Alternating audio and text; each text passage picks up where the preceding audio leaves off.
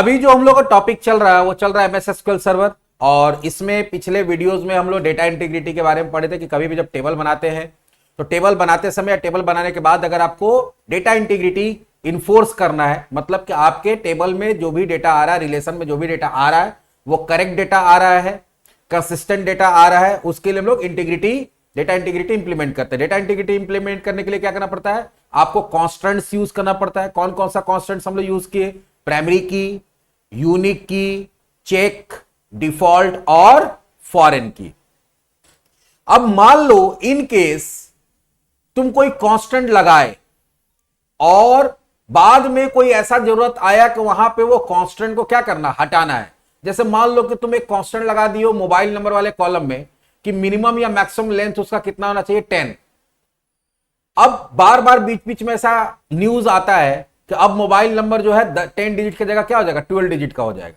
अभी तक तो हुआ नहीं है, लेकिन इन केस अगर 12 डिजिट का हो जाता है, इनकेस अगर 12 डिजिट का हो जाता है, तब तो तुम वहां पे कांस्टेंट लगा कर 10 डालोगे, 12 लेगा नहीं लेगा, तो तुमको क्या करना पड़ेगा, या तो पुराना वाला कांस्टेंट को एडिट करना पड़ेगा या पुराना वाला कांस्टेंट को डिलीट करके नया कांस्टेंट बनाना होगा। तो मान लो कि अगर तुमको कोई भी कांस्टेंट को डिलीट करना है या जो चेकिंग लगा है बाद में उसको हटा देना है, तो कैसे करेंगे। तो कोई भी कांस्टेंट को डिलीट करने के लिए सिंटेक्स क्या होता है, अल्टर टेबल, टेबल का नाम, जिस टेबल से कांस्टेंट हटाना है वो देना होगा। फिर ड्रॉप कांस्टेंट का नाम देना पड़ता है। कांस्टेंट का नाम कौन सा होगा, याद होगा जो हम लोग एफ के, डीएफ, पीके लिखते थे ना, वो जो नाम देते थे वो नाम आपको याद रखना होगा, या नहीं तो आप वो नाम निकाल भी सकते हैं। कैसे निकालेंगे बता देते हैं।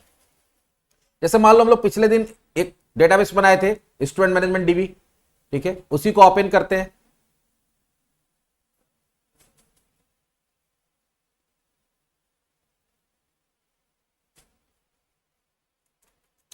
Use student management dB, open हो गया।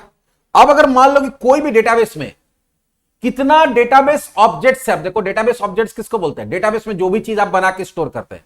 टेबल बन रहा वो भी डेटाबेस ऑब्जेक्ट है, कांस्टेंट बन रहा वो भी डेटाबेस ऑब्जेक्ट है। आगे जाके हम लोग व्यू बनाएंगे, फंक्शन बनाएंगे, ट्रिगर बनाएंगे, प्रोसीजर बनाएंगे, सब क्या होता है, डेटाबेस ऑब्जेक्ट ही कहलाता है। तो अगर कोई भी डेटाबेस में कितना ऑब्जेक्ट है वो पता करना है, तो उसके लिए एक टेबल होता है, सेलेक्ट, एक क्वेरी होता है, select asterisk from sys objects, ठीक है।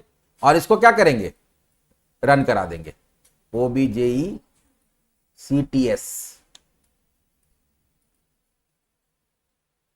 देखो ये सारा का सारा, देखो यहां पे क्या है, ये ऑब्जेक्ट है, कितना सारा। हम लोग तो कुछ ही बनाए थे, लेकिन देखो कितना सारा ऑब्जेक्ट है, 142 ऑब्जेक्ट है। अब इसमें तुमको कैसे पता चलेगा कौन कांस्टेंट है कौन क्या है, यहां पे देखो एक एक्स टाइप होता है, थोड़ा सा इसको हमको फॉन्ट बढ़ा लेने दो।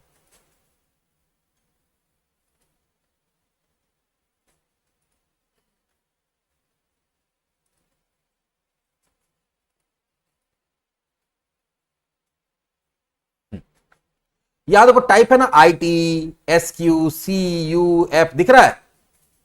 तो जो तुम्हारा डिफॉल्ट होता है उसके आगे D होता है, जो चेक होता है उसका क्या होता है, C होता है। बात समझ में आ रहा है।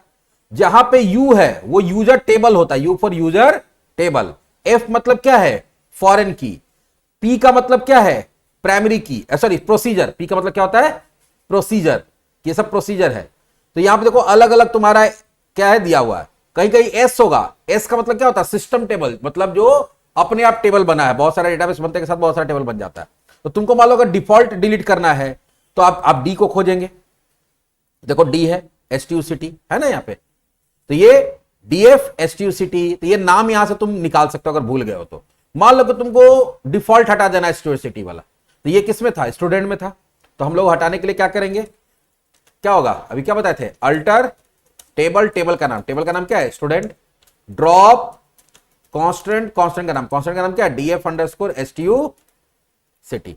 इसको सेलेक्ट करेंगे और रन करा देंगे, हट गया। अब अगर हम लोग स्टूडेंट में सिटी नहीं डालेंगे तो वहां क्या जाएगा, नल जाएगा धनबाद की जगह पे, क्योंकि हम लोग धनबाद बनाए थे। तो इस तरह से कोई भी कांस्टेंट को क्या किया जा सकता है, डिलीट किया जा सकता है। तो जैसे आप कांस्टेंट लगा सकते हैं वैसे कांस्टेंट को हटा भी सकते हैं। तो एकदम छोटा सा टॉपिक था, तो ये टॉपिक हम लोग खत्म कर लिए। अब हम लोग अगला टॉपिक पढ़ेंगे, डेटा क्वेरी लैंग्वेज, जहां पे डेटा निकालने सीखेंगे। पिछले दिन ही बोले थे, पिछले वीडियो में, कि हम लोग अगले क्लास वही देखेंगे, लेकिन हमको बाद में याद आया कि हम तो बनाने बता दिए, लेकिन डिलीट करने तो बताया नहीं, तो वो भी बता के खत्म कर दिए। अब आते हैं कि डेटा निकालेंगे कैसे, उस पर काम करेंगे कैसे। तो चलिए वो हम लोग नेक्स्ट टॉपिक में देखते हैं।